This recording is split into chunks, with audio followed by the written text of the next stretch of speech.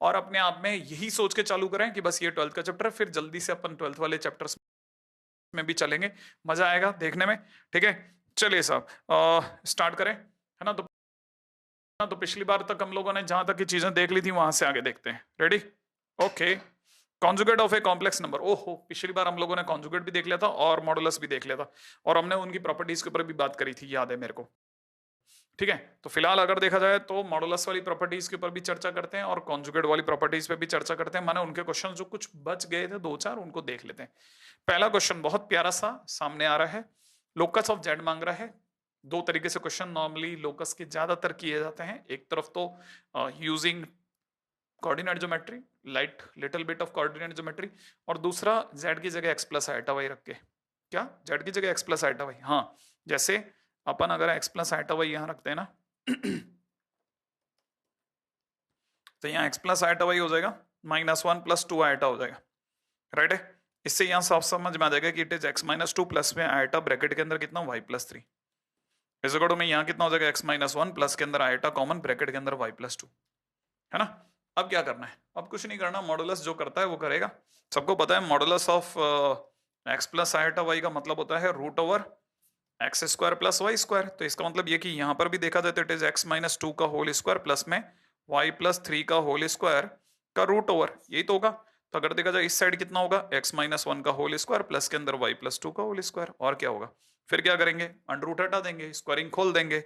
Market में x² आएगा, cut जाएगा, y² कट जाएगा, माइनस का 4x बचेगा, प्लस का 6y बचेगा, प्लस में 13 बचेगा, इस गड़ो में माइनस का 2x बचेगा, प्लस का 4y बचेगा, प्लस का 5 बचेगा। अच्छा, फिर कुछ नहीं, सबको एक तरफ ले चलते हैं। 2x बनेगा, माइनस का 2y बनेगा, और 13 उधर जाके माइनस का 8 = 0 छोड़ेगा। इससे हमारे पास में x - y -4 = 0 बचेगा। कुछ लोग इसे चाहेंगे तो y जुगड़ो में x+x-4 भी बोल सकते हैं। तो ये क्या आया, ये locus is a straight line. ये कौन सी स्ट्रेट लाइन आ गई? हाँ, ये कौन सी स्ट्रेट लाइन आ गई उसको समझने के लिए पहली बात तो ये तो पता चल गया कि स्ट्रेट लाइन एक लोकस आई। नंबर 1 कैसे आई वो मैंने बता दिया, x प्लस आइटा वाई को सॉल्व करते चलेगा और करते करते हमारे पास में आंसर आ गया। बहुत आसान सी बात थी। अब लेकिन ये कि ये हुआ क्या, तो यहाँ पे आपको समझना ये जरूरी है कि z1 - z2 के बारे में पिछली बार मैंने बताया था, it is nothing but the distance between Z1 and Z2, two complex number. और मैंने बताया था कि कॉम्प्लेक्स नंबर कुछ नहीं होते, ऑर्डर्ड पेयर होते हैं, और ऑर्डर पेयर आर्गेट प्लेन पे होते हैं, एक पॉइंट को दिखाने वाला। जिसका मतलब Z1 एक पॉइंट है आर्गेट प्लेन पे, Z2 दूसरा पॉइंट है आर्गेट प्लेन पे, और Z1 - Z2 अपने आप में दोनों पॉइंट के बीच की दूरी को दिखाता है। अच्छा, इससे हमारा क्या लेना देना? इसका मतलब ये कि दूसरी बात देखिए कि अगर कोई z - 2 + 3 आइटा दे रहा है तो आप इसे चाहे तो ऐसा लिखते हैं, z - 2 - 3 आइटा, ऐसा लिख सकते हैं ना। हाँ, ऐसा लिख सकते हैं। अब जरा देखिएगा, ये खुद अपने आप में एक कॉम्प्लेक्स नंबर है। थोड़ी सी देर के लिए इसे z - z1 लिख रहा हूं, मैं इसे चल करके z - z1 लिख रहा हूं, मैं इसे चल करके z - z1 लिख रहा हूं। इससे एक चीज स्पष्ट हो जाएगी वो ये कि ये अपने आप में distance between z and z1 बोले तो 2, -3 दिखाता है। अच्छा सर, z क्या चीज है? z अपने आप में एक वेरिएबल है। मतलब मैं समझा नहीं सर, वेरिएबल का क्या मतलब? वेरिएबल का मतलब ये कि एक वेरिएबल पॉइंट ले लो। सब दिखाइए, वेरिएबल पॉइंट कैसा होता है? जैसे x, y, कोई भी एक पॉइंट जो ऐसा हो, माने कोई एक पॉइंट है x, y जो कि वेरिएबल है, उसकी दूरी 2, -3 से इससे से ये दिखा रहा है। कहना मतलब x, y की 2, -3 से जो डिस्टेंस है वो ये दिखा रहा है। हाँ, तो सर फिर ये क्या दिखा रहा है? मैंने कहा ये अपने आप में z -1 - 2 आइटा है। इससे पता चलता है कि ये अपने आप में z की 1, -2 से डिस्टेंस दिखा रहा है। अच्छा, ये जो है ये z की 2, -3 से दूरी दिखा रहा है, और वो जो है वो z की 1, -2 से डिस्टेंस दिखा रहा है। मैंने कहा हाँ, और दोनों z सेम है। मैंने कहा हाँ, इसका मतलब z जो है वो 1, -2 से जितना दूर है इक्वल टू वही दूरी 2, -3 से। मतलब z अपने आप में 2, -3 और 1, -2 से बराबर दूरी पर है। हाँ, यही है ना। अच्छा, कैसे कैसे कैसे सर, मैं समझा नहीं। जैसे एक बच्चे के दिमाग में सर मेरे को समझ में नहीं आया कि कैसे होगा, तो मैंने कहा देखो, अगर भाई ये चीज समझनी है कि क्या हो रहा है तो जरा चीजों को देखिएगा। ठीक है, अब जरा देखते हैं। मैं जरा इस चीज को समझाने के लिए एक काम करता हूँ। ठीक है, पीछे की तरफ चलते हैं, आराम से वहीं साफ सुथरा बना देंगे। देखिए, एक्चुअल में क्या है, दो पॉइंट है। ठीक है, 1, -2 और दूसरा पॉइंट है 2, -3।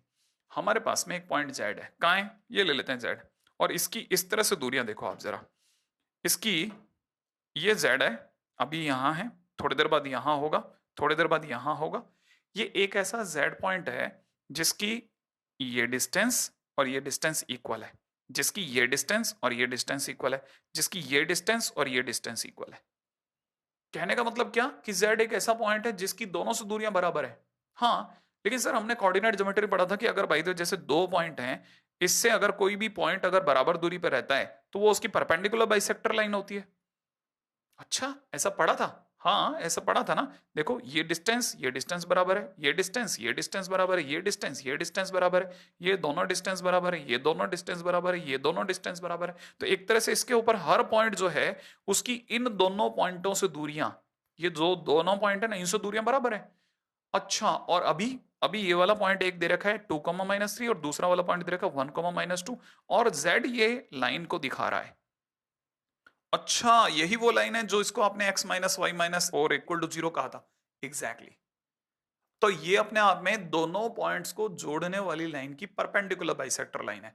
हालांकि मैं इतना कह के आराम से काम चला सकता कि locus is a straight line, but अगर समझदार बच्चा है तो उसको समझाने के लिए मुझे ये सब बताना पड़ेगा कि आपको ये समझना है कि अगर z1 माइनस z2 की बात की जाए तो ये z1 और z2 के बीच की दूरी को दिखाता है, distance between z and z1 इसको दिखाता है। ठीक है, अगर बाय द वे हम इनकी बात करते हैं तो ये अपने आप में किसकी, z की 1, z की 2,-3 से दूरी को दिखा रहा है और ये 1,-2 से दूरी को दिखा रहा है, और जो दोनों डिस्टेंस है जो वो इक्वल है। अच्छा, और ऐसा होने पर z अपने आप में क्या होगा, परपेंडिकुलर बाइसेक्टर लाइन होगी इन दोनों पॉइंट्स को जोड़ने वाली लाइन के। कौन से दोनों पॉइंट, 2,-3 1,-2, इन दोनों पॉइंट्स को जोड़ने वाली लाइन के परपेंडिकुलर बाइसेक्टर लाइन को कौन दिखाएगा, z दिखाएगा। ऐसे it is nothing but A perpendicular bisector line. तो ये नोट डाउन करके लिख देना, नोट डाउन करके रख लेना ध्यान से, बड़े धीरे धीरे धीरे धीरे चीजों को जोड़ते चलो। जब ये जुड़ करके अपने आप में बड़ा रूप लेंगी तब समझ में आना चालू होगा कि क्या से क्या चला गया है दिमाग में। रेडी, अगले पॉइंट पे बात करता हूं, नेक्स्ट।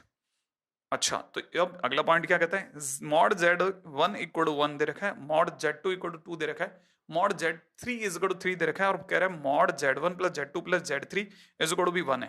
क्वेश्चन वाला पूछता है मॉड में बड़ा गंदा सा काम दिया है, z2 z3 प्लस में 4 टाइम्स z1 z3 प्लस में 9 टाइम्स z1 z2 की वैल्यू क्या होगी। हाँ, ये पूछ रहा है क्या करा जाए सर इसमें। देखो भाई, करना वो है जो आप सोच नहीं सकते, लेकिन धीरे धीरे प्रैक्टिस से आ जाएगा। एक काम करो, ये जो तीनों है ना, हाँ सर, ये जो तीनों हैं इनमें से z1 z2 z3 कॉमन ले लो, ले लेते हैं z1 z2 z3 कॉमन ले लो। अगर आपने कॉमन ले लिया तो देखो z1 z2 z3 का कॉमन लेते ये जो है ना, ये जिसको मैंने अभी अभी व्हाइट गोरा कर दिया है, ये अपने आप में 1/z1 छोड़ेगा। अब जिससे दूसरे वाले को जब मैं गोरा करूंगा तो ये अपने आप में 4/z2 छोड़ेगा, और जिस दिन मैं लास्ट वाले को गोरा करूंगा ये अपने आप में 9/z3 छोड़ेगा। बोलो ना, सही है? यहां तक तो बोलेगा ही, बिल्कुल बराबर है। हाँ सर, यहां तक तो सही है। अब आप में से जिन जिन को भी याद है उन्हें पता होगा कि चीजें अगर मल्टीप्लाई में हो और एक बड़े घर में हो तो प्रॉपर्टी ऑफ मॉडुलस कहती है सब अपने अपने घर जाएंगे। इसका मतलब ये कि थोड़ी देर बाद modulus z1, modulus z2, modulus z3, फिर मॉडुलस में 1/z1, 4/z2 प्लस 9/z3 होगा। हाँ सर, होगा। अब आप में से सभी को यह पता होना चाहिए बड़े ही धैर्य के साथ, ये भी पता होना चाहिए कि मॉडुलस z1 की वैल्यू 1 है, मॉडुलस z2 की वैल्यू 2 है, मॉडुलस z3 की वैल्यू 3 है, और बस सिर्फ कान लगा के सुनिएगा।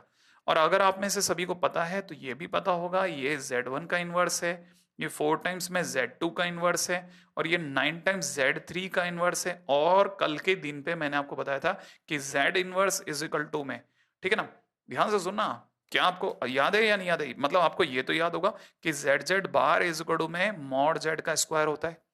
हाँ सर, याद है। तो आप में सभी को ये भी याद होगा कि जेड बार को यहीं छोड़ो, इसको कहो तुम बेटा नीचे आओ, तो मॉड जेड का स्क्वायर इधर जाएगा और इस जेड को कहो उधर चले जाओ।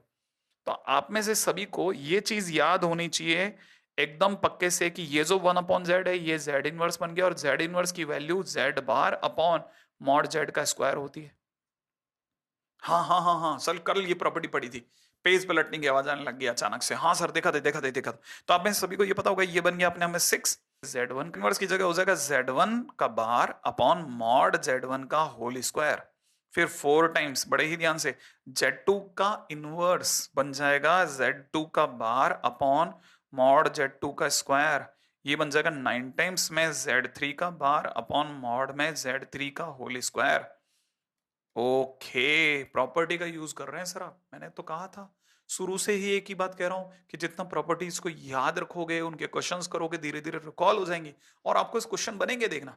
अब जिनसे ये बात समझ में आ गई उनका आगे बढ़ते हैं। देखो 6 अच्छा लग रहा है। Z1 का स्क्वायर कितना है सर? Z1 1 है, तो Z1 का स्क्वायर भी 1 होगा, तो ये अपने आप में Z1 बार अपॉन 1 कर दूं, कर दो। 4 इंटू में Z2 बार की जगह नीचे Z2 की वैल्यू 2 है, Z2 की वैल्यू 2 है, तो Z2 का स्क्वायर अपने आप में 4 होगा। हाँ सर होगा। 9 इंटू में Z3 का बार अपॉन में Z3 की वैल्यू 3 है, तो उसका स्क्वायर 9 होगा। होगा, कैंसिल आउट कर दूं, कर दो। क्या रह रहा है सर? सिर्फ Z1 बार, Z2 बार, Z3 बार रह रहा है। और आप में से सभी को अब वापस एक और प्रॉपर्टी पे नजर डलवाता हूं। चलिए ऊपर फटाफट से वापस से देखना मेरे दोस्त, बहुत ध्यान से देखते चलना, एक एक चीज पकड़ में आएगी गारंटेड। क्या आपको याद आ रहा है कि Z1 plus Z2 plus Z3 अगर दे रखा है और इसका कंप्लीट बार है, तो मैंने कहा था इसे बार बार कर सकते हैं। देखो टुकड़े टुकड़े करके सबको बार बिखेर दिए। कर सकते हैं कि नहीं कर सकते? कर सकते हैं सर। अच्छा, जिन्हें मेरी ये बात समझ में आई वो वापस सुनना। इसका मतलब ये कि उल्टा भी सत्य होगा, कि अगर एक बड़ा बार बन जाएगा 3 छोटे बार, तो 3 छोटे बार मिलकर के बन जाएंगे एक बड़ा बार। तो ये हो जाएगा 6 टाइम में Z1 plus Z2 plus Z3 का कंप्लीट बड़ा बार। हाँ सर, ऐसा हो सकता है। आपको यह भी याद होना चाहिए कि मॉडुलस Z बार और मॉडुलस Z एक ही बात होती है। हाँ सर, इवन मेरे को तो ये भी याद है कि modulus of minus Z, modulus of minus Z का बार, ये भी सब बराबर होते हैं। हाँ, अगर याद है तो इसका मतलब मैं अगली लाइन के अंदर इसे 6 इंटू में Z1 plus Z2 plus Z3 लिख रहा हूं बिना बार के। हाँ सर, बार हटाया जा सकता है, क्योंकि मॉडुलस Z बार और मॉडुलस Z एक ही बात होती है। मैंने कहा फिर मैं लिख रहा हूं 6 इंटू, और Z1 Z2 Z3 की वैल्यू दे रखी है 1। हाँ सर 1, तो आंसर हो गया 6। तो फाइनली आंसर कितना आया? 6। 6 इज माई आंसर। फिलहाल बहुत अच्छा क्वेश्चन, एक के बाद एक कितनी दनादन प्रॉपर्टीज का यूज कराता है कि एक क्वेश्चन करके चलो तो आपको बहुत सारे क्वेश्चंस करने की प्रैक्टिस जैसी फील आने लगती है। और बहुत इंपॉर्टेंट क्वेश्चन है, कई बार आ चुका है, कई बार आ सकता है। इंपॉर्टेंट एंड गुड क्वेश्चन है ना।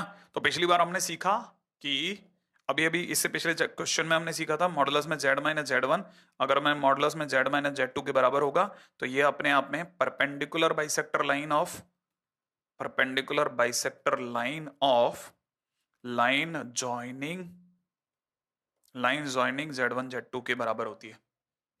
और अभी हमने एक नई चीज सीखी कि भैया प्रॉपर्टीज का यूज करते चलो, फायदा उठाते चलो, कॉपी करते चलो, और चैप्टर पे चैप्टर बनाते चलो। अब इससे बढ़कर के कोई चीज नहीं बची है जो मैं आपको बता रहा हूं इस समय पर। मेरा ज्यादा ख्याल है आप में समझदार व्यक्ति, ठीक है, आप में जो भी समझदार व्यक्ति है वो ये बात समझ रहा है कि चीजें किस शेप में जा रही हैं। हाँ, राइट। चलो आगे बढ़ेंगे बहुत प्यार से, धैर्य के साथ आगे बढ़ने का बेहतरीन समय। Next question. हाँ भाई, अब अगला क्वेश्चन करते हैं, जरा देखिएगा, बड़ा मस्त क्वेश्चन है। क्वेश्चन वाला कहता है find the complex number this. ठीक है, मैंने कहने का मतलब ये कि क्वेश्चन वाला चाहता है कि फाइंड जेड। जेड बताओ भाई, इसको बताते हैं, जेड बता देते हैं, कोई मुश्किल वाली बात नहीं है। देखिए बहुत सिंपल सी बात है, हमने जेड की जगह लिख लिया एक्स प्लस आइटा वाई, और प्लस में 1 लिखा है, मॉडुलस में यहाँ पे लिख लेते हैं X plus iota Y plus में 2 प्लस 2 आइटा, ऐसा। फिर क्या करेंगे? फिर कुछ नहीं, इसे और सफाई से लिखेंगे, एक्स प्लस 1 एक साथ प्लस में आइटा वाई एक साथ। और इधर भी ऐसा कर लें, हाँ इधर भी ऐसा कर लेते हैं, आइटा कॉमन ब्रैकेट में वाई प्लस 2। अच्छा, अब सबको पता है कि मॉडुलस में एक्स प्लस आइटा वाई दे रखा हो तो उसे हम लोग तुरंत root over X square plus Y square कर देते हैं। तो इसका मतलब यहाँ पर रूट ओवर में क्या कर देंगे, एक्स प्लस 1 का होल स्क्वायर प्लस में वाई स्क्वायर कर देंगे। और उधर क्या करेंगे, एक्स प्लस 2 की जगह एक्स प्लस 2 प्लस में आइटा ब्रैकेट में वाई प्लस 2 कर देंगे। फिर क्या, देखो हमें ही पता है कि इस LHS को अगर आप ध्यान से देखेंगे तो LHS हैज नो आयोटा, इसमें कोई आयोटा है ही नहीं। हाँ, अगर एलएचएस में कोई आयोटा नहीं है तो हम ये समझ सकते हैं कि एलएचएस में हम एक तरह से प्लस में 0 इंटू आयोटा कर सकते हैं। फिर कुछ नहीं, क्योंकि ये एक तरह से, क्योंकि अगर एलएचएस में आयोटा नहीं है तो वो प्योरली रियल नंबर है, बट है कॉम्प्लेक्स नंबर, क्योंकि प्योरली रियल नंबर भी कॉम्प्लेक्स नंबर में आते हैं।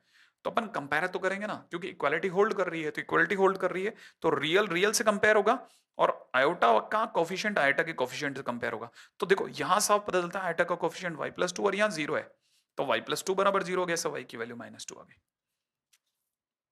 ओके, अच्छा, और इधर इधर क्या होगा भाई, इधर हमें पता चल गया कि x+1 का होल स्क्वायर प्लस में Y square is equal to में रियल पार्ट x+2 के बराबर होगा, और y की वैल्यू -2, बोले तो ये अपने आप बन जाएगा x+1 का whole square plus 4 is equal to में x+2। अब क्या स्क्वायरिंग कर दे मेरे दोस्त। अब जैसे ही अपन स्क्वायरिंग करेंगे ना तो यहाँ हो जाएगा x² plus 2x plus 5 is equal to में, इधर भी स्क्वायरिंग होगी x² plus 4x plus 4, x² से x² हटा लेते हैं, इधर आ गया 2x इज इक्वल टू 1, माने x की वैल्यू कितनी आ गई, हाफ। आहा, x आ गया, y आया पड़ा है, तो क्यों ना z को आने दें, z इज इक्वल टू कितना होता है x प्लस आयटा y, तो हाफ प्लस -2 आयटा, तो हाफ -2 आयटा। अरे y की जगह पे -2 रख दिया, खट से क्वेश्चन होते हैं, मैं कह रहा हूं ना। अब हम में से कई लोगों को रियलाइज होने लग गया होगा कि सर कई बार क्या कहानी के अंदर x की जगह आयटा y डाल देते हैं, तो कभी कभी थोड़ा थोड़ा धीरे धीरे चलना चालू करेंगे ना, तो जो डगमगा रहे हैं उनको समझ में आने लग जाएगा कि अच्छा ऐसे ऐसे चलना है। देखो एक और चीज दिखाता हूँ, अगला क्वेश्चन बहुत अच्छा क्वेश्चन है, बड़े ध्यान से देखने लायक क्वेश्चन है, गजब क्वेश्चन है, मैं लिटरली बताऊं तो आपको। ठीक है, देखो क्वेश्चन में दे रखा है मॉडुलस ऑफ दिस, है ना। मॉडुलस ऑफ दिस सुनते ही हमारे को पता चल गया, सर मॉड लेंगे अंडर रूट के अंदर 3 + 1 डिवाइड बाई 2√2, और माइनस में आयोटा इंटू 3 माइनस √3 -1 अपॉन 2√2, ये छोड़ रहे हैं, ऐसे तो चाहिए। अच्छा, अब मैं आपको बताऊं तो अच्छा लगेगा भी और नहीं भी लगेगा। देखो आप देखो, ये चीजें आप प्रैक्टिस पे आती हैं, ठीक है ना, बड़े ध्यान से समझना। आपको नहीं पता, लेकिन ये जो लिखा है ना, ये बड़ा खास नंबर है। क्या खास है सर, ये cos 15 डिग्री है। अच्छा, हाँ, ये भले आपके दिमाग से निकल गया हो, ये cos 15 डिग्री है और ये sin 15 डिग्री है। ओके, फिर तो सर क्वेश्चन ही खत्म हो गया। इसका मतलब ये कि आप cos स्क्वायर 15 डिग्री प्लस में sin स्क्वायर 15 डिग्री करोगे, और इसका मतलब ये क्या कि ये 1 बन जाएगा। इसका मतलब modulus z is equal to 1, मतलब ये तो यूनी मॉडुलर हो गया, क्वेश्चन में मॉडुलस की वैल्यू 1 आ गई। ओके, ये तो सही है। ये स्ट्राइक नहीं करता सर, अभी स्ट्राइक नहीं करता ना, इसलिए कॉपी में अलग से लिख लो कि cos 15 डिग्री, बोले तो cos 45 माइनस 30, ठीक है, तो दैट इज √3 + 1 डिवाइड बाई 2√2। ठीक है, sin 15 डिग्री कॉपी में डाउट डाल दीजिएगा, √3 - 1 अपॉन 2√2। ऐसे tan 15 degree that is nothing but √3 - 1 upon √3 + 1, और 15 डिग्री है तो एक से कम होगा, और एक से कम तब होगा जब ये 2 - √3 होगा। ठीक है, वैसे याद रखना, cot 15 degree, cot 15 degree is equal to में 1 upon tan 15 degree that is 2 + √3, और आपको पता होगा cot 15 degree is equal to tan 75 degree भी होता है। ठीक है ना, तो ये अपने आप में cot 75 डिग्री, ये tan 75 है, ये ज्यादा काम का, ध्यान रखना। tan 75 2 + √3 होता है। अब अभी से दिमाग में भर लेना, ये कई बार इस तरह के एंगल कॉम्प्लेक्स नंबर में आपको उलझा के रख देंगे। कॉपी में फटाफट से खड़ाखट नोट्स बनाइएगा, एक एक चीज इंपॉर्टेंट है, तैयारी बड़े युद्ध की है, ज्यादा हाव भाव पे नहीं चलना, सिर्फ और सिर्फ काम की बात, आगे बढ़ने का टाइम, राइट है ना। ओके, नेक्स्ट क्वेश्चन में दे रखा है, ये अपने आप x प्लस आइटा y के बराबर है, तो इसकी वैल्यू क्या होगी। ओके, 5 कौन है सर, 5 8 कौन है सर, ये कहां से लाए हैं ये लोग। भाई देखो, अगर भाई देखो वैसे देखा जाए तो एकदम तो नहीं स्ट्राइक करेगा, लेकिन अगर भाई देखो थोड़ा खास आइज से देखा जाए तो 5 अपने आप में 2 + आयोटा का मॉडुलस √5 होता है, और 8 जो होता है, अगर आपको पता नहीं हो तो 2 + 2 आयोटा का मॉडुलस अपने आप में √8 होता है। सर आप कहना चाहते हो कि किसी ने एलएचएस का मॉडुलस लिया है। हाँ, मतलब फील आ रही, फील तो यही है, ऐसी फील आ रही है, तो डेफिनेटली मॉडुलस लिया ही होगा। अब लेकिन मॉडुलस क्या है, एक साइड ले नहीं सकते, लेना तो दोनों तरफ पड़ेगा, ले लिया। फिर अपने को पता है कि मॉडुलस में अगर बहुत सारे लोग हों तो सब अपने अपने घरों में जाएंगे, याद करो, तो इसका मतलब सब अपने अपने घरों में जाएंगे, x प्लस आइटा वाई वहीं बैठा रहेगा। ठीक है, x प्लस आइटा वाई का मॉडुलस सोचो, x प्लस आइटा वाई का मॉडुलस सोचो, x प्लस आइटा वाई का मॉडुलस सोचो, √/, X square plus Y square, चलो सबका मॉडुलस सोचो। पहली वाली पार्टी का मॉडुलस बोलो √5, चलो इसका बोलो √8, चलो इसका सोचो 4 और 9 13, √13, अरे वाह। इसका सोचो अंडरूट के अंदर कितना 4 + n²। अरे सर ये अंडरूट में खुलेंगे और आपकी बार आप अंडरूट हटा दोगे, मेरे को पता है आपका क्वेश्चन फिनिश हो जाएगा। तो फाइनली जैसे आपने स्क्वायरिंग करी, फाइनली इसका आंसर इज x² + y² और x² + y² is your answer, है ना। सही सा, बहुत खतरनाक गेम चल रहा है, खतरनाक उड़ाए रखो मेरे दोस्तों, खेले रखो, ठीक है। अच्छा बस ये तो अपने पिछले वाले से कनेक्टेड जितने भी क्वेश्चन थे उनके ऊपर अपनी बात होगी। पिछले से अब तक मेरा ज्यादा ख्याल आप में से कई होंगे नोट्स बहुत क्रम में सजते जा रहे होंगे और एक एक चीज जुड़ती जा रही होगी। अब मैं अगला टाइटल जोड़ रहा हूं उसमें, और उसका नाम है ट्रायंगुलर इनइक्वालिटी। क्या नाम है? ट्रायंगुलर इनइक्वालिटी, ठीक है। बहुत अच्छा टाइटल है, जेईई मेंस का फेवरेट है, आईआईटी का मतलब लाडला है, ठीक है। अब ये कैसे है और क्या है उसके बारे में कम कंटेंट है, लेकिन इस पे क्वेश्चन प्यारे बनते हैं। देखिए ये सबको पता है कि ये अपना Z1 है, याद आया। ये जो P है ये अपने आप में Z1 को डिनोट कर रहा है, और ये जो Q है ये अपने आप में Z2 को डिनोट कर रहा है। कुछ याद आ रहा है आपको? हाँ। और मैंने कहा था कि इसमें ये Z1 को इसके पैरेलल उठा लेंगे और Z2 को उसके पैरेलल उठाएंगे। ये यूं समझिए कि Z2 को इधर उठा के लाए हैं और Z1 को ऊपर लेके गए, ठीक है। तो बन गया पैरेललोग्राम।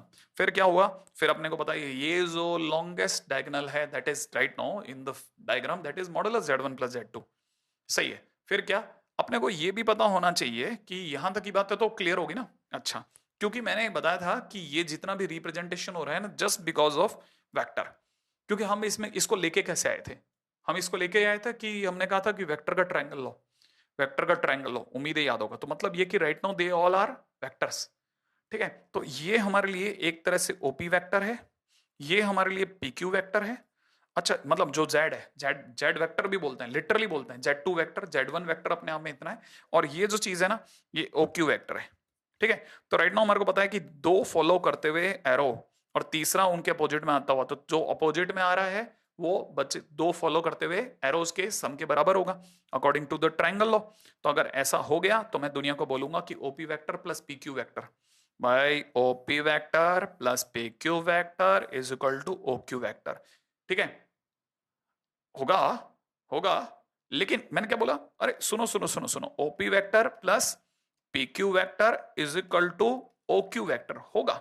लेकिन लेकिन लेकिन लेकिन लेकिन अगर मैंने मॉडुलस लगा दिया, अगर मैंने मॉड OP वेक्टर बोल दिया, तो अब ये वेक्टर नहीं है, क्योंकि मॉडुलस लगते ही it is showing its magnitude only. तो इसका मतलब it is magnitude of OP vector, या यू समझिए it is nothing but the magnitude of Z1 vector, सही है। एक तरह से ये मॉडुलस Z1 के बराबर है, सिर्फ लंबाई है, अब वेक्टर नहीं है, ठीक है। जरा ध्यान से देखना। अब ट्रायंगल में चलिएगा, ट्रायंगल में इस साइड की लेंथ और इस साइड की लेंथ दोनों का सम हमेशा तीसरे से बड़ा होगा, करेक्ट। इसका मतलब modulus OP vector plus modulus PQ vector is greater than OQ vector का मॉडुलस। मॉडुलस होने पे ग्रेटर देन हो जाएगा, क्लियर है। लेकिन अगर मॉडुलस नहीं होता तो इक्वल होता, क्योंकि तब ट्रायंगल लॉ काम कर रहा था, क्योंकि वेक्टर होते। लेकिन मॉडुलस के लगते स्केलर हो गए, स्केलर होते ट्रायंगल लॉ फुस, इसकी जगह पे लगेगा सिंपल अपना मैथमेटिकल लॉ, और वो क्या कहता है दो साइड्स का सम, ट्रायंगल की दो साइड्स का सम तीसरे से बड़ा होता है। और फिर क्या, इनकी जगह Z1 Z2 उतार दो, तो हमें पता चल गया modulus Z1 plus modulus Z2 is greater than modulus Z1 plus Z2, ठीक है। तो ट्रायंगल से एक इनइक्वालिटी निकल गई, एक। अब चलते हैं दूसरी इनइक्वालिटी पे, राइट है। अपन चलेंगे दूसरी इनइक्वालिटी पे। आप में सभी को पता होना चाहिए एक और चीज भी है इस पूरी कहानी में, और वो क्या है? यहां वाली साइड आपको सबको दिख रहा होगा क्या कि ये जो साइड होती है, माने ये जो डायगोनल होता है मॉडुलस में, ये अपने आप में Z1 माइनस Z2 को रिप्रेजेंट करता है, करता है, ठीक है ना। अगर ये Z1 माइनस Z2 को रिप्रेजेंट करता है और सिर्फ मैं मॉडुलस बोलूं, तो ये ट्रायंगल की एक साइड जिसे मैंने ग्रीन किया, ये ट्रायंगल की दूसरी साइड जिसे मैं ग्रीन कर रहा हूं टेढ़ा मेढ़ा सही, और ये ट्रायंगल की तीसरी साइड जिसे मैंने अब ग्रीन किया। याद होना चाहिए ट्रायंगल में एक और बात भी होती है इनइक्वालिटी में, दो साइड्स का सम तीसरी से बड़ा होता है और दो साइड्स का डिफरेंस हमेशा थर्ड से छोटा होता है। ट्रायंगल होने पर, ट्रायंगल होने पर दो साइड्स का सम तीसरे से बड़ा होता है, याद करो आप तो। ट्रायंगल होने पर दो साइड्स का सम तीसरे से बड़ा होता है और दो साइड्स का डिफरेंस तीसरे से छोटा होता है, ठीक है। तो मैं ये कह सकता हूं कि ये जो लेंथ है जिसे मैं व्हाइट करने वाला हूं, जिसे मैं व्हाइट करने वाला हूं, ठीक है, दिखा? तो मैं ये कह सकता हूं ये एक्चुअल में बची हुई दो साइड्स के डिफरेंस से बड़ी होगी, करेक्ट। तो इसका मतलब मैं यहाँ पे बोलूंगा कि ओपी वेक्टर माइनस में ओआर वेक्टर इज लेंथ, दो साइड के डिफरेंस का जो दो साइड्स की लेंथ का जो डिफरेंस होगा वो तीसरे से बड़ा होगा, तीसरे से छोटा होगा। ठीक है ना, तो ये बात अपन ने यहां लिख दी। अच्छा, अब यहां पर क्या है, हमें कैसे पता चलेगा सर ओपी वेक्टर बड़ा है कि ओआर वेक्टर बड़ा है? वैसे तो पता नहीं चलेगा, लेकिन अगर बाय द वे हम लोग अगर बात करना चाहते हैं तो इसको बचने के लिए कि कौन बड़ा है कौन छोटा, इससे बचने के लिए हमने बाहर भी एक मॉडुलस पहना दिया। ओके, फाइनली हम कह सकते हैं कि दो साइड्स का difference, difference of two sides in triangle is lesser than its third side। ठीक है ना, तीसरी साइड से छोटा होगा, और इसका मतलब ये की बात सही है। फिर क्या, फिर इसकी जगह Z1 Z2 रख दो, एक और इनइक्वालिटी हो गई। ठीक है, ओके। अब देखो ये तो सबको पता है कि मॉडुलस में Z1 प्लस Z2 और मॉडुलस में Z1 माइनस Z2 में कौन बड़ा, इन दोनों में आपस में कौन बड़ा, बट ऑब्वियस है कि मॉडुलस में Z1 plus Z2 will be greater than, ठीक है, मॉडुलस में Z1 minus Z2 until unless ये दोनों जीरो ना हो या इक्वल ना हो। ठीक है, दोनों अगर by the way equal, sorry दोनों जीरो ना हो, है ना, अगर बाय द जीरो वेक्टर तो हो ही गया बड़ा, अदरवाइज तो ये हमेशा मॉडुलस में Z1 plus Z2 will be greater than modulus में Z1 माइनस Z2 होगा ही होगा। क्यों? क्योंकि हम लेंथ की बात कर रहे हैं। ठीक है, अच्छा, जिनको मेरी ये बात समझ में आ गई उनको मैं अब यहां पे एक बात खुल करके कह सकता हूं कि मॉडुलस में Z1 प्लस Z2 बड़ा है मॉडुलस में Z1 माइनस Z2 के। ठीक है, और मॉडुलस में Z1 माइनस Z2 जो है, मॉडुलस में Z1 माइनस Z2 जो है वो बड़ा है modulus of modulus Z1 minus modulus Z2 के, और मॉडुलस में Z1 प्लस Z2 जो है वो छोटा है किससे, modulus Z1 plus modulus Z2 से। ये हमारा पहला रिजल्ट, फर्स्ट रिजल्ट। ये वाला पार्ट हमारा सेकंड रिजल्ट। कौन सा? ये रहा सेकंड रिजल्ट, राइट है, ये हमारा सेकंड रिजल्ट, ये सेकंड, ये फर्स्ट, और ये बट ऑब्वियस है जो हम समझ सकते हैं कि मॉडुलस में Z1 प्लस Z2 जो होगा वो इसके बराबर होगा। ये जो पूरी लाइन आई है ना, ये ट्रायंगुलर इनइक्वालिटी कहलाती है। अच्छा, ये तो हुआ हमने इसे ग्राफिकली प्रूफ करा, थ्योरेटिकली भी प्रूफ करा जा सकता था, हो सकता है थोड़ा बोरिंग हो, थोड़ा फटाफट से निकालता हूं, बड़े ध्यान से देखना। पहली चीज देखो, बच्चे को पता है कि x जो होता है वो अपने आप में लेस देन और इक्वल टू होता है X square plus Y square के, है ना। अच्छा, एक बात तो पक्की है, हाँ सर। अच्छा, अभी तक हमने पीछे वाले के अंदर हमने ये बोला है कि Z1 और Z2 एक साथ जीरो ना हो, इसीलिए ग्रेटर देन ही रखा या लेस देन ही रखा। अगर बाय द वे उनमें से कोई एक केस, अगर बाय द वे किसी केस में इक्वल भी होता है तो भी इनइक्वालिटी काम करती रहेगी, माने याद रखना इक्वल भी काम कर सकता है। ठीक है, अच्छा, इक्वालिटी होल्ड हो सकती है, कोई इशू नहीं। अच्छा देखिए, जो x है उसको मैं रियल पार्ट ऑफ z बोल सकता हूँ, हाँ सर, और ये जो साइड है ना RHS वाली, इसको मैं मॉड z बोल सकता हूँ। तो मुझे ये समझ में आ गया कि रियल पार्ट ऑफ z जो होता है वो लेस देन और इक्वल टू होता है मॉड z के। इससे मुझे ये समझ में आ गया कि x बोले तो रियल पार्ट ऑफ z और ये बोले तो मॉडुलस ऑफ z होता है। ओके, होता है। आज हमने z के लिए बोला, हम ये किसी भी कॉम्प्लेक्स नंबर के लिए बोल सकते हैं, इवन किसी भी अजीब से कॉम्प्लेक्स नंबर के लिए भी बोल सकते हैं। जैसे मैं ये कहता हूं कि Z1 Z2 बार एक कॉम्प्लेक्स नंबर है, Z1 इंटू Z2 बार कोई कॉम्प्लेक्स नंबर है, कोई तो होगा, हाँ सर होगा, उसका जो रियल पार्ट होगा वो उसके मॉडुलस से भी छोटा होगा, माने छोटा या बराबर होगा, माने real part of Z1 Z2 bar will be less than और equal to modulus of Z1 Z2 bar होगा। अच्छा, अब ये सब क्यों कर रहे हैं? इसलिए क्योंकि हम में से कई लोग जानते हैं कि मॉडुलस में Z1 प्लस Z2 का whole square modulus Z1 square plus modulus Z2 square plus 2 real part of Z1 Z2 bar होता है। हमने पिछली बार पढ़ा था, हाँ सर पढ़ा था।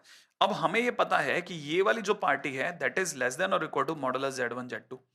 हाँ सर बिल्कुल, अभी अभी ये आपने ऊपर लिख रखा है। तो ये जो पार्टी है इसकी जगह पर मैं अगर ऐसा लिखता हूं तो मैं यहां इक्वल नहीं लिखूंगा, क्योंकि ये लेस देन है तो मैं इसके आगे वाली कहानी में इसे लेस देन इक्वल टू करके रियल पार्ट हटा दूंगा, मॉडुलस लगा दूंगा। कैसे कैसे कैसे सर?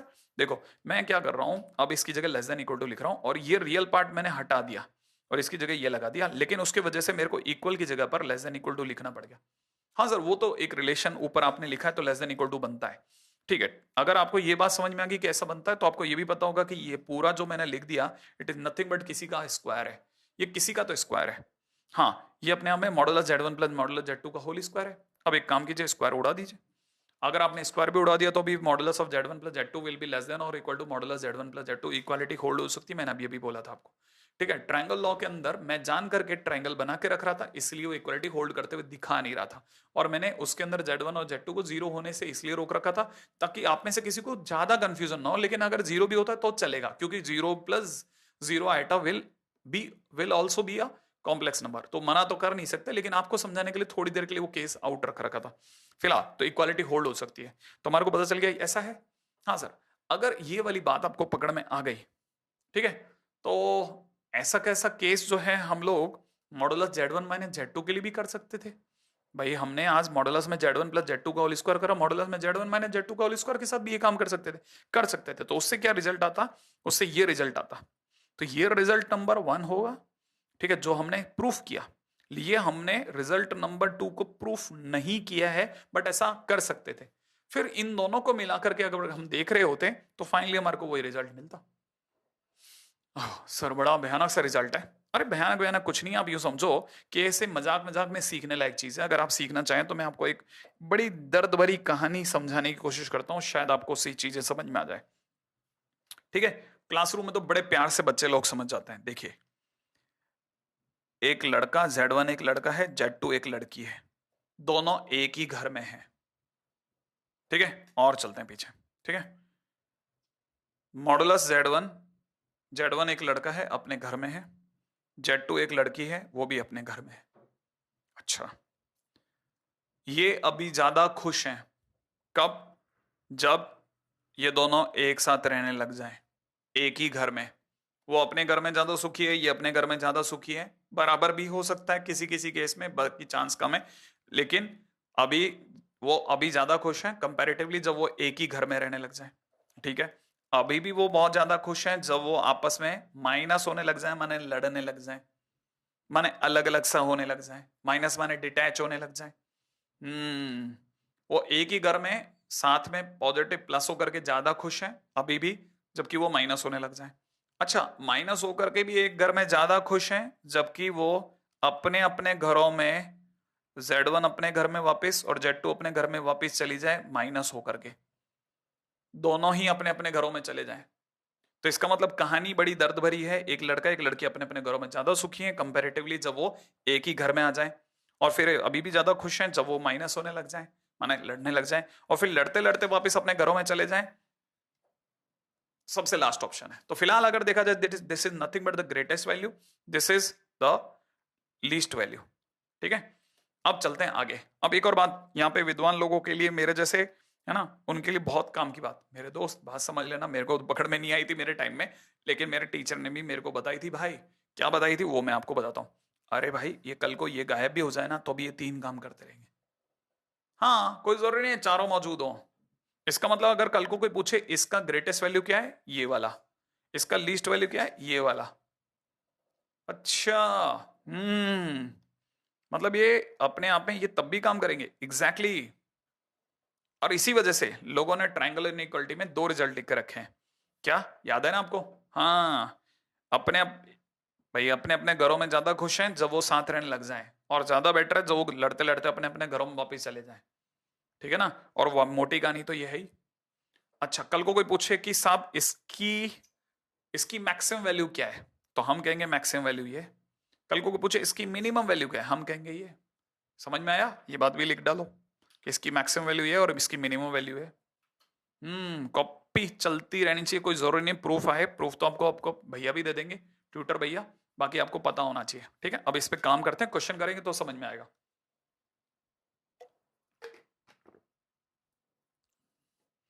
आप में से कई लोगों को मैंने कहा था ना, ये आईआईटी का लाडला है, ठीक है, और मेंस का दुलारा है। हाँ भाई, अब चलिए इस पे क्वेश्चन करेंगे तब अपने को समझ में आएगा क्वेश्चन कैसे बनते हैं। जरा देखिएगा, बड़ा प्यारा से, बहुत ध्यान से देखने वाले क्वेश्चन होते हैं। वाकई में मैंने कहा ना आईआईटी का लाडला है तो लेवल भी बढ़िया रखते हैं। क्वेश्चन में जिसकी ग्रेटेस्ट और लीस्ट वैल्यू मांगी जाए तो उसे गिवन जो भी हमारे को रिलेशन दिया जाए उसको उसमें कन्वर्ट करना है। आपको अपने दिमाग में भर लो आप, राइट है, जो भी, बड़े ध्यान से सुनना मेरी बात को, है ना। जैसे क्या करना है कि मुझसे ये कहा गया है कि मॉडुलस में z minus two plus iota is less than equal to 2, बराबर है। मुझे इसमें मॉड जेड दिख रहा है, हाँ सर ये दिख रहा है जेड, ठीक है। अब इसमें इनइक्वालिटी का यूज करता हूं, जैसे मैंने लिखा z minus to minus iota लिख दूं। अब मेरे लिए z1 माइनस z2 का मॉडुलस जैसा हो गया।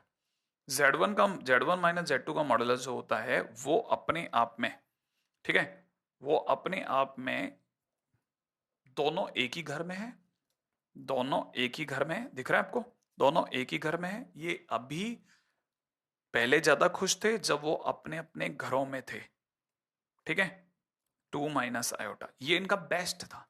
और अभी भी ज्यादा खुश हैं जब वो एक ही घर में, कंपैरेटिवली जब वो लड़ते लड़ते अपने अपने घरों में चले जाएंगे।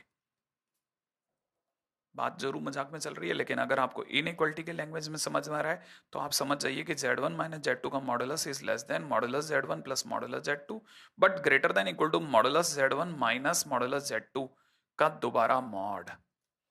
ओके, अब सर z1 z2 का रोल कौन निभा रहा है? ये z1 है, ये z2 है, ठीक है। अब जरा ध्यान से बस इस बात को समझ लेना, ये अपने आप में लिखा हुआ है, ये लिखा है मॉडुलस z माइनस √5, उम्मीद है ये समझ गए। ओके, ये लिखा है मॉडुलस में z minus two plus iota लिखा है। थोड़ी सी देर के लिए इसे हटा लो और गिवन इनइक्वालिटी का यूज करो, हमें पता है ये 2 से छोटा है, हाँ तो ऑब्वियस ही बात है ये भी 2 से छोटा होगा। मैं बीच में से इसे हटा रहा हूं, जो बीच वाले उसको हटा रहा हूं, तो मेरे पास क्या रह गया, ये मॉडुलस और लगा रहा हूं, याद है ना, तो मॉडुलस ऑफ दिस, क्योंकि यहां पे दोनों तरफ मॉड भी होता है, तो modulus of mod z minus √5 is less than equal to 2। अच्छा, और अगर आप ध्यान से देखें तो ये मॉड है, और मॉड देखते ही दिमाग में आ रहा है घोड़ा, और घोड़ा लेस देन इक्वल टू की घास खाएगा। घोड़ा अगर इधर से लेस देन इक्वल टू 2 की घास खाएगा तो उधर से लेस देन माने अंदर की, इधर से 2 के अंदर की घास खाएगा तो उधर से -2 के अंदर की खाएगा। तो कहने का फाइनली मॉडुलस z माइनस √5 जो होगा वो अपने आप में घास खाएगा 2 और -2 के बीच की, और मॉड z को वहीं छोड़िए, √5 सब में जोड़िए, 2 प्लस √5, और यहां हो जाएगा -2 प्लस √5। और ये तो कोई भी समझ सकता है कि ये इसकी मैक्सिमम वैल्यू है और ये इसकी मिनिमम वैल्यू है। Question finish. क्या क्या किया, जो गिवन इनइक्वालिटी है उसमें से मॉड z देखा, अलग कर लिया। अगर आपको ये बात अभी थोड़ी कम समझ में आई है तो मेक अ प्रैक्टिस, थोड़ा और आगे चलता हूं, 1-2 क्वेश्चन करेंगे सब समझ में आएगा। जैसे क्या, देखो मैं एक और क्वेश्चन करता हूं। हमको ये इनइक्वालिटी गिवन है और इसका मैक्सिमम पूछा जा रहा है, जिसका पूछा जा रहा है उसे कैसे भी करके z+4 बनाओ। तो z+1 को z+4 दुनिया वाले z+4 - 3 लिख के बना सकते हैं। हमको इतनी दूर तक z1 दिख रहा है, और मैं चाहूं तो इसको ऐसे देखूंगा, ध्यान से देखना, z+4 और इसे मेरी आंखें -3 देख रही हैं, क्यों, क्योंकि मुझे z1 प्लस z2 का मॉडुलस दिख रहा है। हाँ देख सकता हूं, अगर मैं इनइक्वालिटी में किसी भी साइड पे जाता हूं, z1 माइनस z2 बना के भी देखता हूं और z1 प्लस z2 बना के भी देखता हूं, कंपैरेटिवली एक आधी स्टेप ज्यादा कम होगा। अगर जैसे मान लो मैंने प्लस देख लिया, तो मुझे ये पता है कि mod of z1 plus z2 जो होगा, माने एक ही घर में दोनों कंपैरेटिवली कम खुश होंगे जब पहले ज्यादा खुश थे जब वो अपने अपने घरों में थे, और कम खुश होंगे जब वो अपने अपने घरों में लड़ते लड़ते अलग हो जाए, माइनस हो जाए तब। और यहाँ पे भी वापिस मॉड होगा, भूलना मत, पिछली बार मैं मिस कर रहा था। अच्छा, तो इसका मतलब ये कि ये हमारा z1 है, ये हमारा z2 है, ये कम खुश होगा जब ये अपने अपने घरों में रहे थे उससे। हाँ बिल्कुल सही कहा। अच्छा, अब इनइक्वालिटी जैसे ही अलग हुई उसका यूज कर लो। आपको पता है ये वाली party is less than equal to 3, भाई मैं यहां लिख सकता हूं ना, ये अपने आप में कैसा है, less than equal to 3, question वाला कह रहा है। अच्छा, और +3 भी आएगा यहां से, तो इसका मतलब ये कि ये पूरी पार्टी जो लिखी है it is less than equal to 6, और ये पार्टी ग्रेटर है इससे, तो इसका मतलब ये अगर मैं कॉपी भी कर दूं तो z+1 is less than equal to 6, और z+1 is less than equal to 6 माने maximum value is equal to 6। Question finish. मैंने क्या किया, जो गिवन था, जो पूछा गया था उसको गिवन में कन्वर्ट किया, इनइक्वालिटी में ड्रैग किया, और फिर वापस से उनकी इनइक्वालिटी, गिवन इनइक्वालिटी और क्वेश्चन दोनों को एक साथ क्लब कर दिया। बस क्लब करते क्वेश्चन फिनिश। एक बार और चलते हैं, फिर और सीखते हैं, ताकि हमारे को पता चले कि धीरे धीरे कैसे चीजें बढ़ती हैं। देखो क्वेश्चन में पूछा है, ये एक रिलेशन दिया है और मॉड जेड का मैक्सिमम और मिनिमम पूछा है, ठीक है ना, बड़े ध्यान से समझना इस बात को, बड़े ही ध्यान से समझना। क्या पूछा है, इसकी ग्रेटेस्ट वैल्यू जो गिवन है उसमें कैसे भी इसको बनाओ, या यूं समझो कि मॉड जेड को गिवन बनाओ, तो जो मॉड जेड है, ठीक है, ये एक साथ आता है ना, ये बहुत गलत है, देखो आप समझ ही नहीं पाओगे। मॉड जेड को मैं ऐसा लिख सकता हूं ना, देखो ये मेरे को कैसे भी इसमें क्रिएट करना है, तो मैंने जेड की जगह पे लिखा Z minus six by Z और फिर प्लस का सिक्स बाई जेड। अच्छा, इसको देखते ही मेरे दिमाग में आ रहा है कि ये मेरे लिए किसका रोल निभा रहा है, जेड वन का, ठीक है ना, ये प्लस इधर है, ठीक है, और ये वाला प्लस है ही नहीं, यूं समझो यहां प्लस है, तो प्लस का जेड टू, तो एक तरह से मॉडुलस में Z one plus Z two है। मॉडुलस में Z one plus Z two को देख के दिमाग में आता है कि मॉडुलस में Z one plus Z two जो होगा that will be less than mod Z one plus mod Z two. दोनों अपने अपने घर में ज्यादा खुश थे, तो इसका मतलब ये कि इट इज लेस देन, फिर पहले एक को फिर दूसरे को लिखूंगा, दूसरा है सिक्स बाई जेड और पहला है Z minus six by Z. क्योंकि ऐसा क्यों लिखा, क्योंकि ये गिवन है चार, तो मैं इसकी जगह अगली लाइन में चार लिख दूंगा, इसकी जगह सिक्स बाई मॉड जेड लिख दूंगा। अच्छा, और फिर क्या, फिर इसको वापस कॉपी कर लूंगा, फिर क्या करोगे, फिर एलसीएम ले लूंगा, मॉडुलस जेड का square is less than equal to में कितना, फोर मॉड जेड प्लस का सिक्स, फिर सबको एक साथ लिख दूंगा, मॉडुलस जेड का स्क्वायर माइनस में फोर मॉड जेड माइनस का six is less than equal to zero. फिर बाबा को याद कर लूंगा, बाबा बोलेंगे चार प्लस माइनस रूट ओवर में कितना, 16 प्लस 24 माने under root 40 divide by two, इसका मतलब two plus two root 10 divide by two, तो इसका मतलब टू प्लस माइनस रूट 10, तो मॉडुलस जेड की वैल्यू आ गई। इसका मतलब मैं अगली लाइन में लिख दूंगा मॉडुलस जेड माइनस खाली जगह, फिर अगली बार मॉडुलस जेड माइनस खाली जगह, ठीक है, is less than equal to zero. और इस लेस देन के अंदर अगर बाई द वे मैं कुछ लिखना चाहता हूं तो लिखने का एक ही ऑप्शन है, मैं यहां लिख दूंगा टू प्लस अंडर रूट 10 और यहां मैं लिख दूंगा टू माइनस अंडर रूट 10। और जैसे ऐसा करूंगा मुझे दो ब्रैकेट दिखेंगे, और दो ब्रैकेट जैसे ही दिखेंगे इनइक्वालिटी को देखते ही मेरे दिमाग में आएगा भला, हाँ भला किसकी, और फंक्शन की, और फंक्शन छुपेगा अपनी वैल्यूज में, माने modulus Z will lie in between two plus root 10 and two minus root 10, that will be my answer. क्या किया, मॉड जेड को इस समय कन्वर्ट कर दिया, ठीक है। अब देखो साहब ये हुआ, उम्मीद है आप समझ गए, मैं आगे चलता हूं, ठीक है, मैं इन सबको यहां से हटा देता हूं क्योंकि मेरी खूबसूरत राइटिंग से अच्छा है कि आप ऐसे देखें। फिर ये इसके बराबर, फिर अपने हमें क्वाड्रेटिक आई गई है, और क्वाड्रेटिक के बाद में अपन लगाया बाबा, ठीक है, और बाबा की वजह से हमारा जब आंसर आ रहे हैं, ठीक है, वो अपने आप में इन दोनों वैल्यूज के बीच में आ रहे हैं, ठीक है। तो मॉडुलस जेड की वैल्यू इतनी आ रही है, तो इसका मतलब ये कि फाइनली अगर देखा जाए तो modulus Z is in between two plus root 10 and this, ठीक है, तो फाइनली हमारे को पता चल गया कि अपना आंसर इसके बीच में। यहां तक मेरा जानना क्या है, चीजों को क्लिक करना है, थोड़ा थोड़ा सीख गए होंगे, ठीक है। अगले क्वेश्चन पे चलते हैं, बहुत काम के क्वेश्चन, बहुत अच्छे क्वेश्चन होते हैं, गारंटेड आते हैं। जैसे किसी ने क्वेश्चन में दे दिया modulus z minus one is less than equal to less than one, सिर्फ less than one, less than चलता है, याद है ना, मैंने आपको सिखाया था शुरुआत में लेस देन भी चलेगा और लेस देन इक्वल टू भी चलेगा, ठीक है। दूसरी तरफ देखा मॉडुलस में z minus two plus minus modulus में z minus two is less than two, modulus में z minus three is less than three, तो प्रूफ करना है कि ये लेस देन इक्वल टू 12 होगा। ओके, धीरे धीरे चलते हैं, एकदम एकदम नहीं भाग पाएंगे, जो प्रूफ करना है उसे कॉपी करा, ठीक है। तो यहां पर हम इसे कॉपी कर लेते हैं, मॉडुलस में Z one plus Z two plus Z three. अगली लाइन में इसे कैसे भी करके इसमें इसमें और इसमें कन्वर्ट करना है, जो पूछा जा रहा है उसे कैसे भी करके गिवन में कन्वर्ट करो। कैसे करेंगे, z1 माइनस वन लिख लेंगे, z2 माइनस टू लिख लेंगे, z3 माइनस थ्री लिख लेंगे, और क्योंकि ये z1 plus z2 plus z3 ही था और मैंने इतने लोगों को माइनस किया था, इसलिए मैं अपने घर से प्लस सिक्स लगा करके बैठ जाऊंगा ताकि दुनिया मर बुरा नहीं मानेगी। ओके, अब क्या, ये मेरे लिए z, क्या बोलूं, कैपिटल Z1 है, ये मेरे लिए कैपिटल Z2 है, ये मेरे लिए कैपिटल Z3 है, और एक प्लस का सिक्स भी है Z4। और चार चार जने एक ही घर में ज्यादा खुश थे जब वो अपने अपने घरों में थे।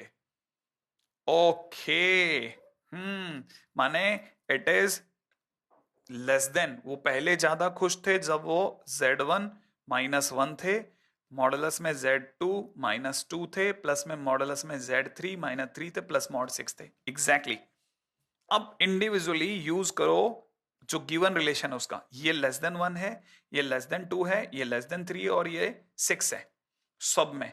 तो फाइनली अगर देखा जाए तो it is less then six plus six, इसका मतलब it is nothing but the less than 12। Clear है? अच्छा, तो यहां आकर के मुझे ये पता चल गया कि मॉडुलस में Z1 plus Z2 is Z1 plus Z2 plus Z3 is less then 12। अभी तक तो लेस देन 12 तक तो एग्री कर गए अपन। ठीक है, तो फाइनली अगर देखा जाए तो हमको ये पता चल रहा है,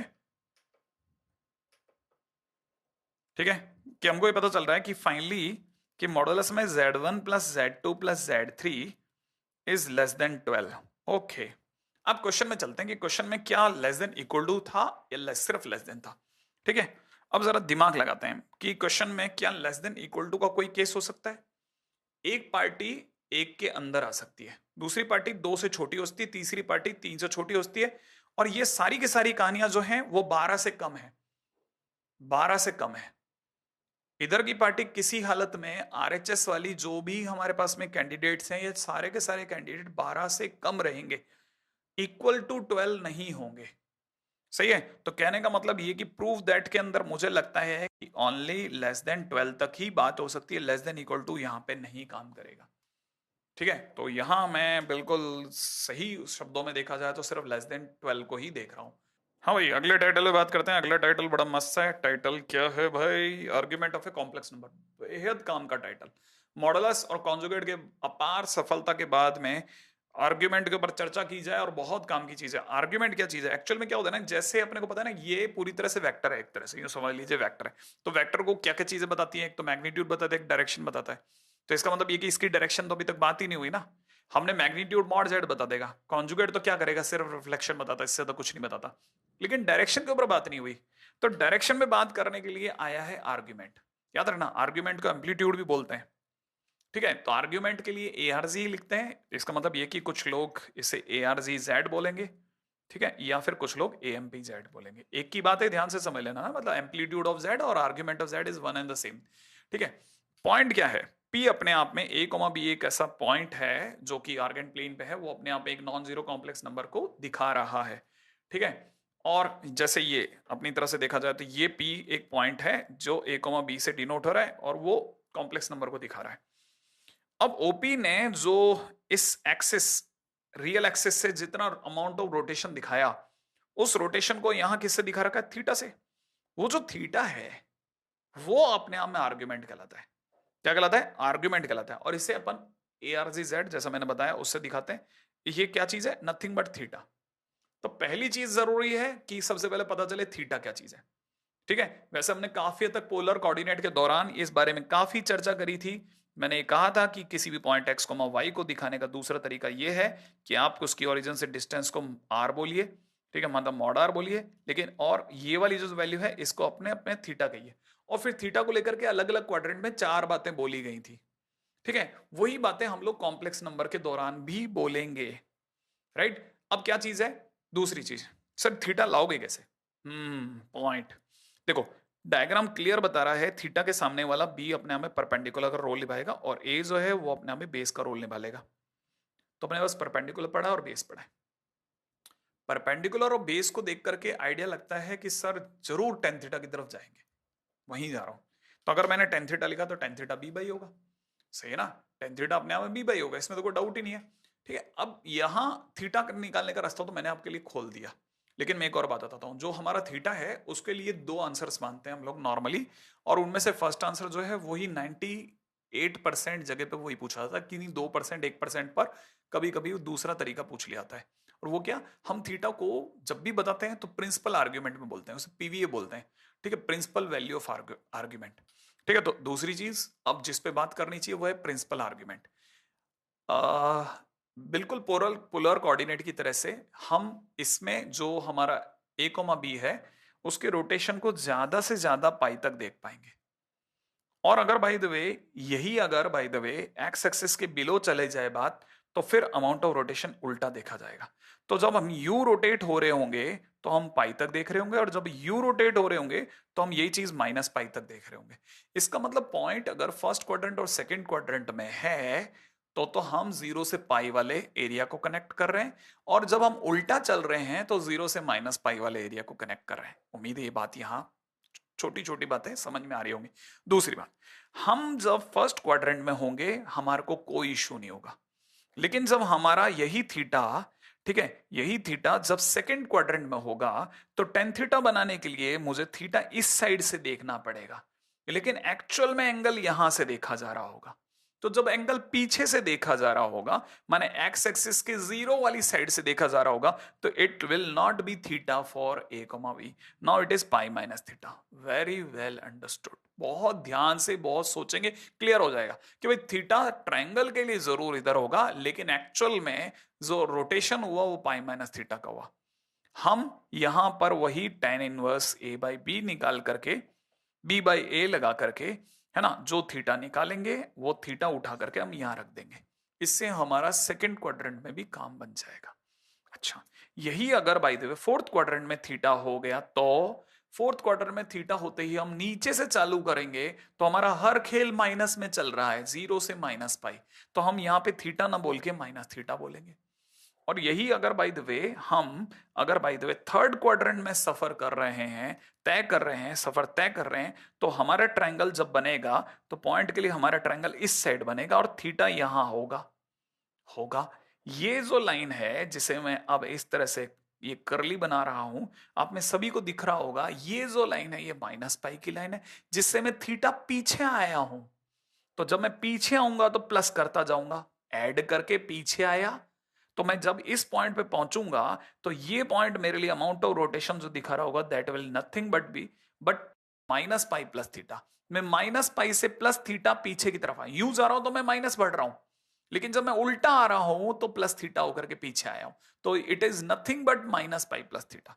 इस वजह से हमारे पास में चार केस बनेंगे, राइट है, प्रिंसिपल आर्ग्यूमेंट की वजह से हमारे पास चार केस बनेंगे। ये इनके जनरल सॉल्यूशन नहीं है, ये इनके प्रिंसिपल आर्ग्यूमेंट है, प्रिंसिपल सॉल्यूशंस है, जो कि माइनस थीटा माइनस पाई से प्लस पाई के बीच में होता है। तो याद रखना, principal argument will lie in between minus pi to पाई।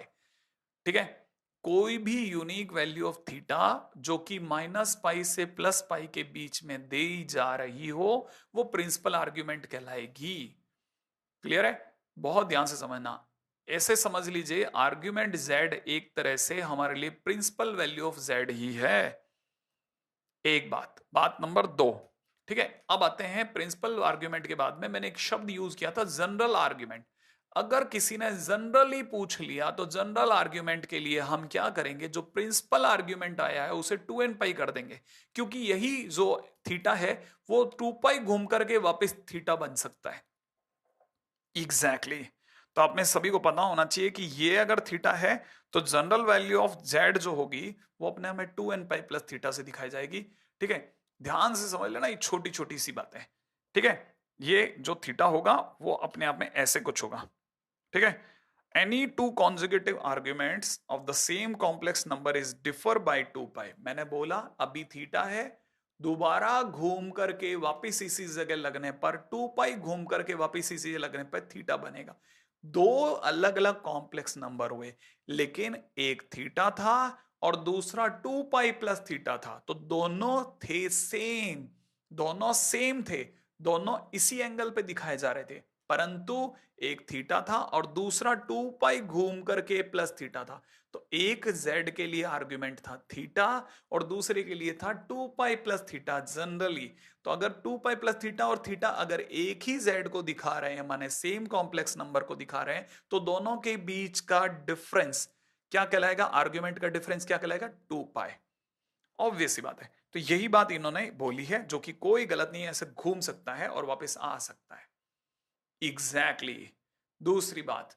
अब तीसरी बात, काम की बात यह कि इस पूरी कहानी में एक जने को इम्यून कर दिया गया है, वो है 0 0 माने ओरिजिन। ओरिजिन अकेला ऐसा है पॉइंट है जिसका आर्ग्यूमेंट हम डिफाइंड नहीं कह सकते, it is not defined at all. ठीक है, छोटी बात है लेकिन काम की बात है। ठीक है, ये मतलब आपको ये सब बातें याद रखनी है। क्लियर, हाँ भाई। अब मैं एक बार दोबारा से मेरी कहानी को बता दूं कि ये कहानी क्या थी। Ready, okay.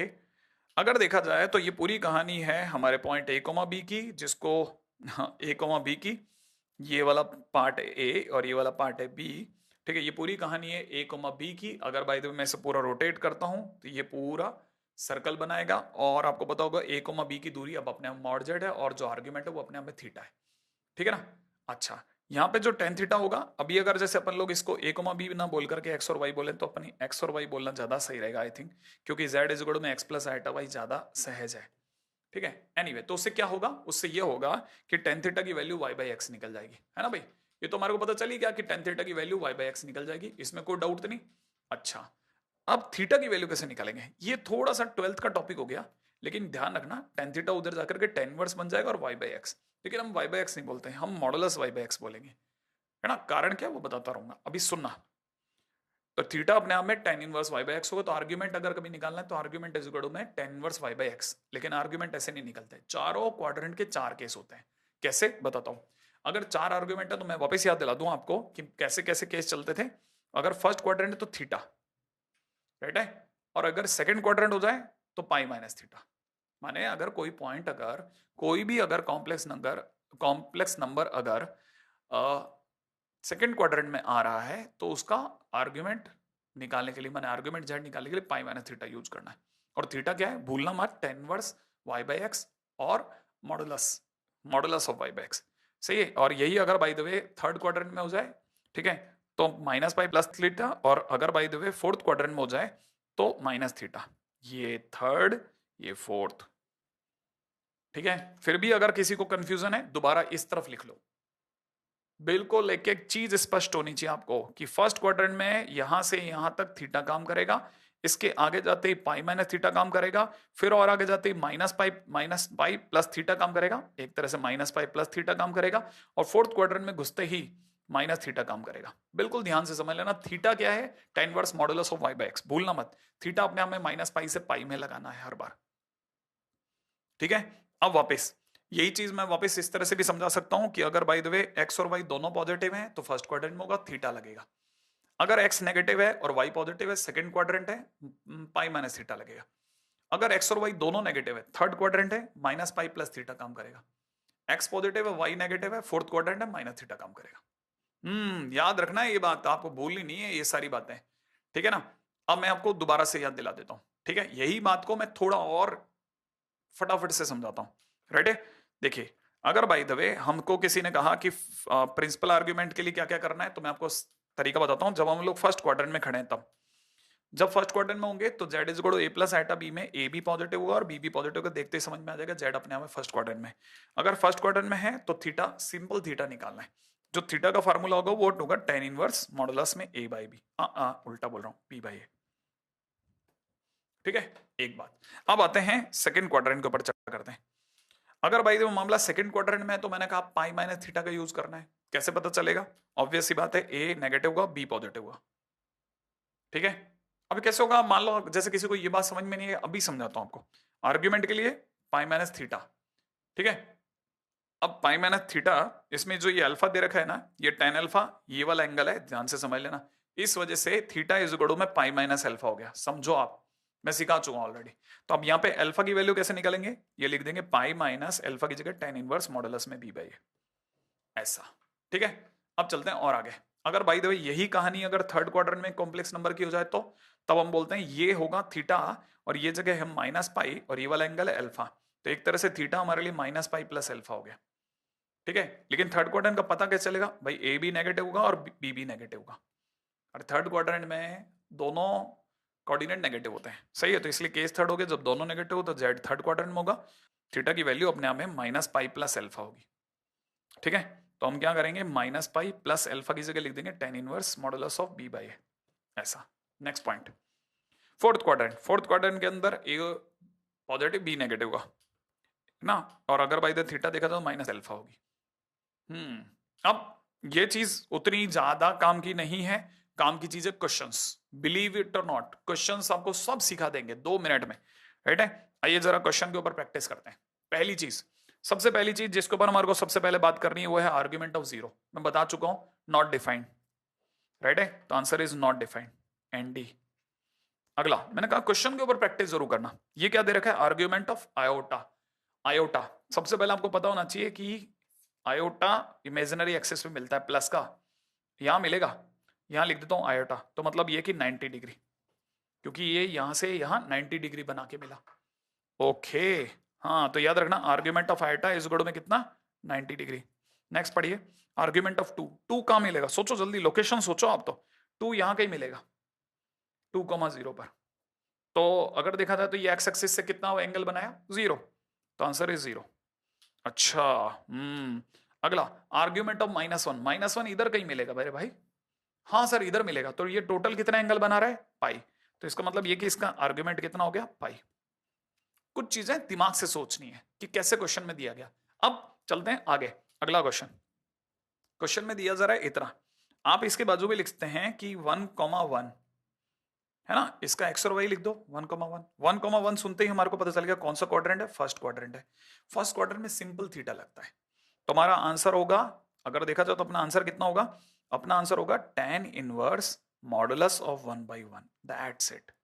इसका मतलब tan इनवर्स 1, और इसका मतलब होता है tan थीटा में एक कब आया, tan थीटा में एक कब आया, tan थीटा में एक कब आता है, 45 डिग्री पे, हाँ तो आंसर इज 45 डिग्री या π/4।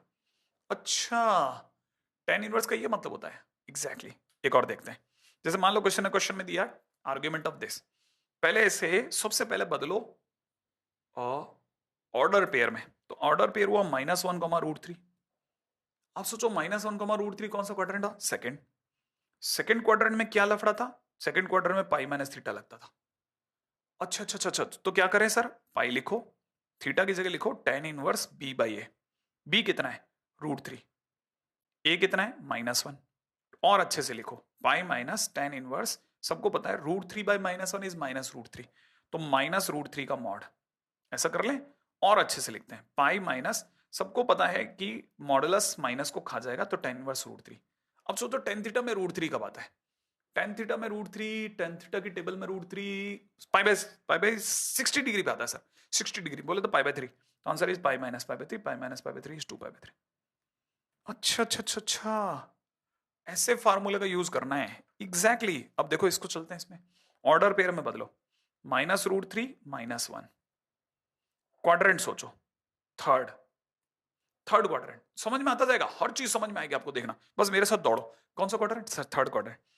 थर्ड क्वाड्रेंट में कैसे दिखाते थे, -π+θ, ये धीरे धीरे याद हो जाएगा।